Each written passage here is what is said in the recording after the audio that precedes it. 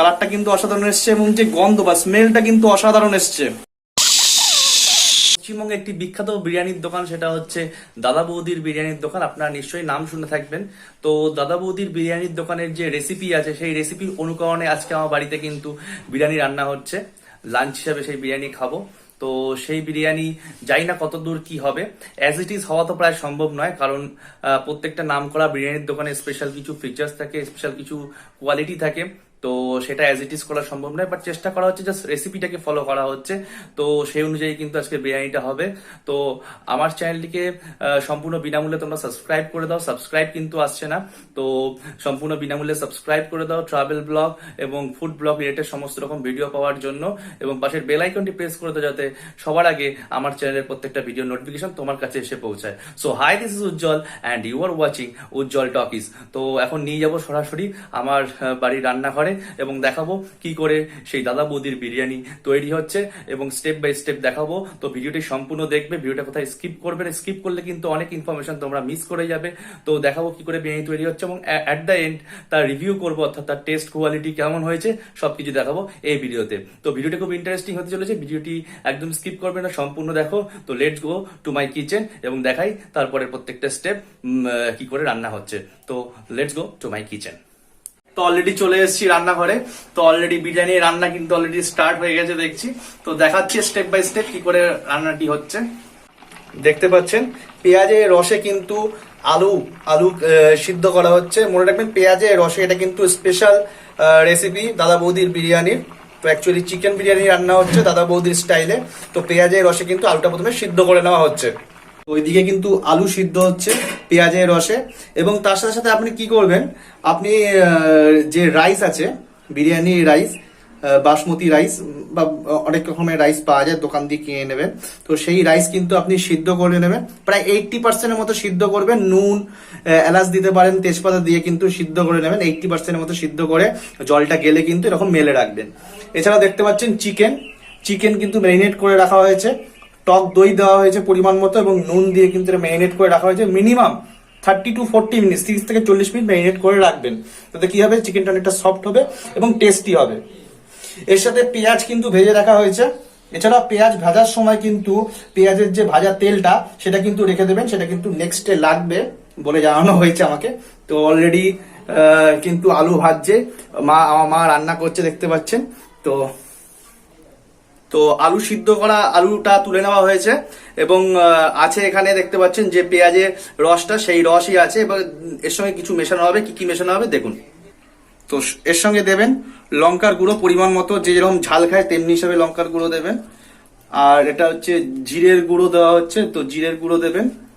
এবং তার সাথে দিতে হবে বিরিয়ানির মশলা। এই যে বিরিয়ানির মশলা আপনি দোকান থেকে কিনে নিতে পারবেন, এটা বিরিয়ানির মশলা। এর মধ্যে সবকিছু একদম মিক্স করে একদম রেডি করা, আপনার কোনো যাতে সমস্যা না হয়। তো বিরিয়ানির মশলা দিয়ে দেবেন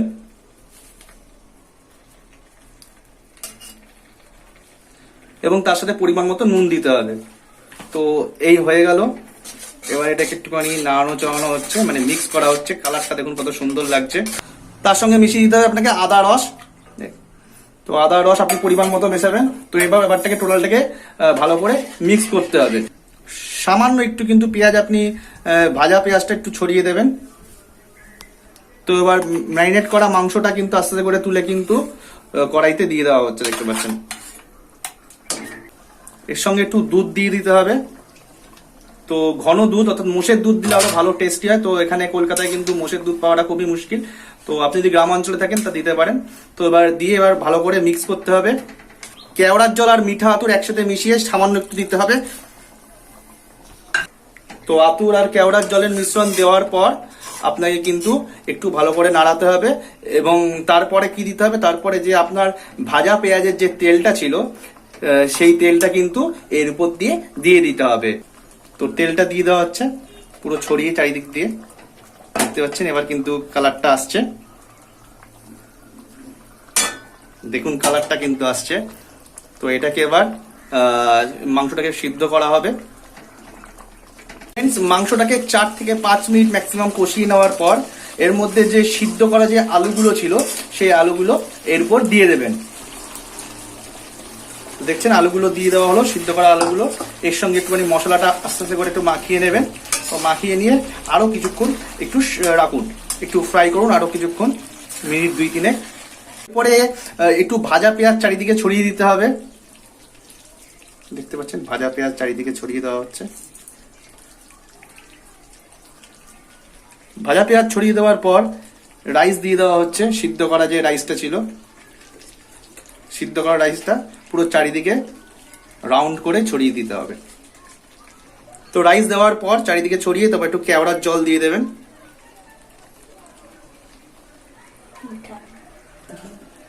তো এরপরে দেবেন হচ্ছে আপনি ঘি, ঘি চারিদিকে ছড়িয়ে দেবেন।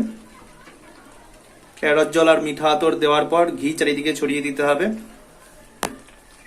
এবং তারপরে মেইন যে আমাদের মশলা সেটা হচ্ছে বিরিয়ানি মশলা, বিরিয়ানি মশলা চারিদিকে ছড়িয়ে দিতে হবে। এই আনবে কিন্তু টেস্ট। এবং একটু পেঁয়াজও তার উপরে ছড়িয়ে দেবেন, ভাজা পেঁয়াজ যেটা ছিল। আর এর উপরে কিন্তু আবার একটা লেয়ার তৈরি করতে হবে, অর্থাৎ এর উপরে কিন্তু আবার রাইস দিতে হবে। মনে রাখবেন যখন করবেন লো ফ্লেম অর্থাৎ কম আঁচে করতে হবে, কিন্তু আঁচ কিন্তু কমিয়ে নিতে হবে না, কিন্তু তলার দিক দিয়ে কিন্তু আস্তে করে পোড়া পোড়া লেগে যেতে পারে। তার জন্য কম আঁচে করতে হবে। এর উপরে কিন্তু আবার রাইস দিতে হবে, সিদ্ধ করা রাইস।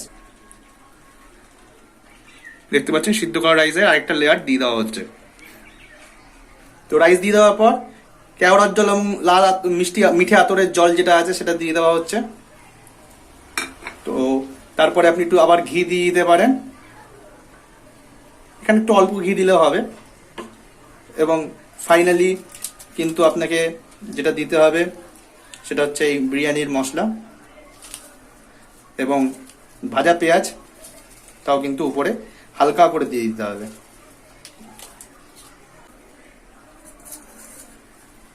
তো এইভাবে কম আছে কিন্তু এবার পুরোটাকে ঢেকে দিতে হবে, যাতে স্টিমটা অর্থাৎ বাষ্পটা যাতে এর মধ্যেই থাকে, যাতে গন্ধটা এর মধ্যেই, সেন্টটা স্মেলটা যাতে এর মধ্যেই থাকে। তাই জন্য এবার এটা ঢেকে দিতে হবে। দেখছেন পুরোটা ঢেকে দেওয়া হয়েছে এবং একটা সুন্দর গন্ধ আসছে। বিরিয়ানি একটা অসাধারণ যে স্বাদ বা গন্ধ সেটা কিন্তু আসছে। তো এটা ঢেকে দিতে হবে মিনিমাম, যেটা বলছে 5 থেকে 6 মিনিটের মতো এরকম ভাবে ঢেকে রাখতে হবে। তো তারপরে দেখি বিরিয়ানি রেডি হয়ে যাবে বলছে, তারপরে দেখা যাক কেমন হয়, কেমন টেস্ট এভরিথিং। দেখতে পাচ্ছেন একটু নাড়িয়ে দিতে হবে, কেননা নিচের দিকে যাতে পোড়া না লাগে। কিছুক্ষণ পর, মিনিট 3-4 পর কিন্তু নাড়িয়ে দিতে হবে। কালারটা কিন্তু অসাধারণ এসছে এবং যে গন্ধ বা স্মেলটা কিন্তু অসাধারণ এসছে।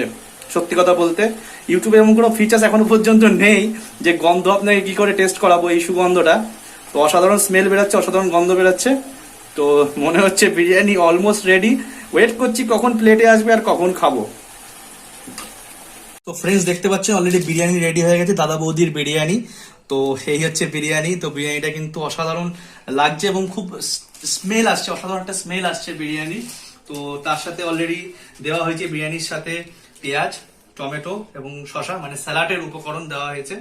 তো এই বাড়িতে বিরিয়ানি একটা সুবিধা যেটা হচ্ছে মন পছন্দ মতো মাংসের পিস অনেকগুলো পাওয়া যায়, যেটা দোকানে খেতে গেলে কস্টলির তো একটা ব্যাপার আছে, তার সাথে মাংসের পিসগুলো মন পছন্দ মতো কোয়ান্টিটিতে হয় না। তো খেয়ে দেখবো, কোয়ান্টিটির কথা বললাম, এবার দেখবো কোয়ালিটির কথা।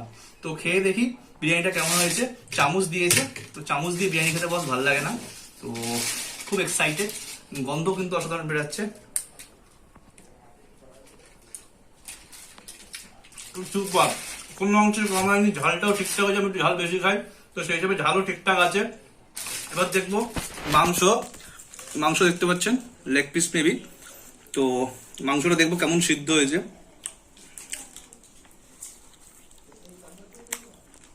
দেখতে পাচ্ছেন খুব স্মুথ এবং খুব সুন্দর সিদ্ধ হয়েছে এবং খুব স্পাইসিও হয়েছে, মানে মশলাটা মানে এসেছে মাংসের মধ্যে। তো মাংসটাও কিন্তু অসাধারণ টেস্টি হয়েছে। ওভারঅল কিন্তু যদি মাংস একসাথে দিয়ে একটু আলুটা টেস্ট করে নেবো তার সাথে, আলুটাও কিন্তু যথেষ্ট পরিমাণে নরম হয়েছে। দেখতে পাচ্ছেন নরম আলু এবং ওভারঅল কিন্তু খুব সুন্দর হয়েছে, মানে মন থেকে বলছি খুব সুন্দর হয়েছে। তো আপনি কিন্তু এইভাবে কিন্তু নিজের বাড়িতে কিন্তু দাদা বৌদির বিরিয়ানি স্টাইলে কিন্তু বিরিয়ানি করতে পারেন। তো ভিডিওটি ভালো লাগলে ভিডিওটিকে লাইক করে দিন আর আমার চ্যানেলটিকে সম্পূর্ণ বিনামূল্যে সাবস্ক্রাইব করে দিন। Thank you so much for watching.